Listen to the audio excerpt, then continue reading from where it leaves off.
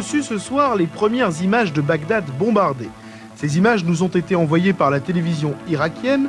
Elles montrent un quartier résidentiel de la banlieue de Bagdad, Al-Doraa, dans lequel, selon les Irakiens, 172 maisons auraient été détruites. Autre quartier de la banlieue avec cette fois des victimes, 12 personnes auraient été blessées. La télévision irakienne montre des femmes et des enfants emportés par les secouristes, comme pour prouver que les Américains ne visent pas exclusivement des objectifs militaires. Nous avons également reçu ces images du musée national de Bagdad qui lui aussi aurait été touché par les avions alliés. Enfin, les Irakiens ont diffusé ces scènes de la vie quotidienne à Bagdad. Là encore, le but est évident, montrer que la population n'est pas saisie par la panique. Les magasins sont ouverts, les gens font leurs courses sur des étals bien garnis et Saddam Hussein veille sur leur sort. Un groupe de députés français, parmi lesquels 3 Lorrains, s'est rendu en Israël pour rencontrer le gouvernement. Ils veulent marquer leur solidarité avec les Israéliens et les Juifs de France, alors qu'Israël est bombardé pratiquement chaque soir. Leur souci, trouver une solution aux problèmes de la région. Il y a un tournant et les missiles irakiens sur la population civile en Israël ont fait basculer l'opinion française. C'est ce premier message. Le deuxième, c'est pour parler de la situation, de la guerre, de sa durée, mais aussi de la façon peut-être dont après on pourrait avancer sur des bases nouvelles pour favoriser la reconnaissance d'Israël par un plus grand nombre de nations, mais aussi construire les bases d'une paix solide dans cette région. Je veux dire, le Proche-Orient est une affaire très importante et Israël au Proche-Orient c'est très important. Et je crois que tous les responsables politiques français ont le devoir de mieux comprendre, de mieux connaître pour ensuite peut-être participer à des décisions judicieuses. Un ingénieur belge a révélé que sa société avait travaillé il y a 5 ans à la construction de bunkers souterrains pour les avions irakiens. Des bunkers du même type que ceux-ci utilisés par l'OTAN. Ça se fait en guerre, mais seulement il avait été demandé en fait de les recouvrir de ça pour représenter les dunes. L'épaisseur du béton était de plus ou moins 50-60 cm. La société belge en a construit 8, soit des abris pour 96 avions. Des abris presque indestructibles avec des portes d'acier protégées par des murs pour neutraliser les bombes intelligentes qui frappent les ouvertures. Ces abris expliquent la survie des appareils irakiens. Seulement sans terrain, ces appareils sont inutilisables. C'est pourquoi les Alliés s'astreignent à bombarder les pistes.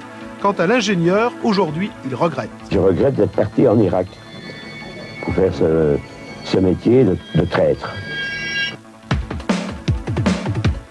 Ces pilotes saoudiens sont les héros du jour. Ils ont abattu 2 Mirage F-1 irakiens qui s'apprêtaient à attaquer la flotte alliée avec des missiles Exocet. Un 3e avion, probablement un MiG-23, a réussi à s'échapper.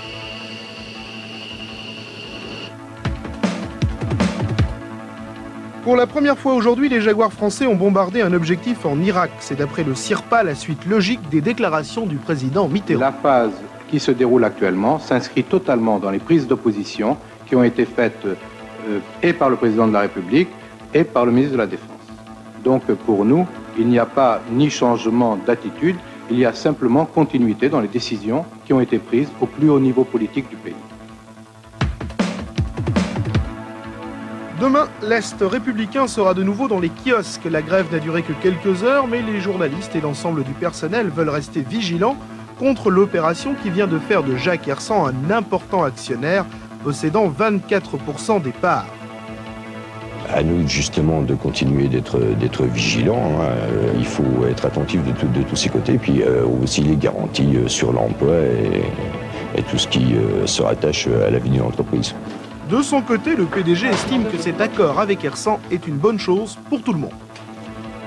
Pour l'Est républicain, pour son développement à venir hors de sa zone de diffusion, ça ouvre des quantités de portes. Je crois que finalement c'est un très bon choix.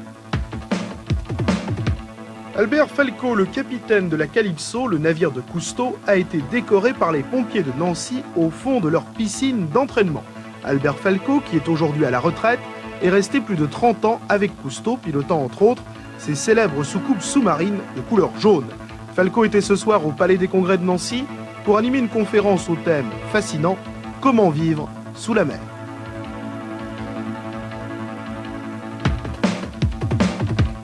Le tiercé se courait aujourd'hui à Vincennes, il fallait jouer le 4, le 10 et le 9, rapport pour 6 francs dans l'ordre, 4206 francs, 841 francs dans un ordre différent. Pour le quarté plus, rajoutez le 18, rapport pour 8 francs dans l'ordre, 155 200 francs, 19 400 francs dans un ordre différent.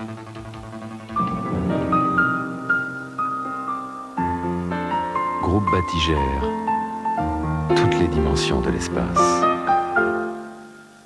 Temps toujours très perturbé sur l'Europe, il fait mauvais partout, de Biarritz à Moscou et d'Oslo à Montpellier. En fait, seule l'Espagne, l'Italie et la Côte d'Azur sont épargnés par la grisaille.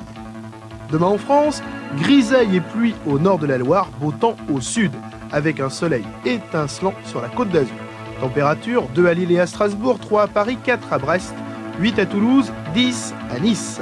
Dans la région, même type de temps qu'aujourd'hui, ciel lourd des Ardennes au sud de la Meurthe-et-Moselle, beau temps sur les Vosges. Températures fraîches qui ne s'élèveront que très légèrement après une nuit de gel. On prévoit 0 à Sedan et à Luxembourg, 1 à Verdun, à Metz et à Nancy, 2 dans les Vosges. Poursuite de ce temps maussade et frais jusqu'à lundi où le ciel se dégagera peu à peu.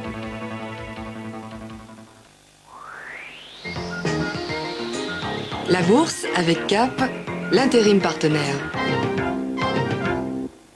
Nous ne vous donnerons pas d'indice ni de valeur de la bourse de Nancy aujourd'hui. En raison de la centralisation à Paris, il n'y a plus à proprement parler de bourse de Nancy. Dès demain, nous vous donnerons les cotations de la délégation régionale de l'Est de la Société des bourses françaises qui remplace la bourse de Nancy. À Paris, la journée s'est terminée en hausse. Le CAC 40 reprend 2,06%. À New York, hausse également, 3 heures après l'ouverture.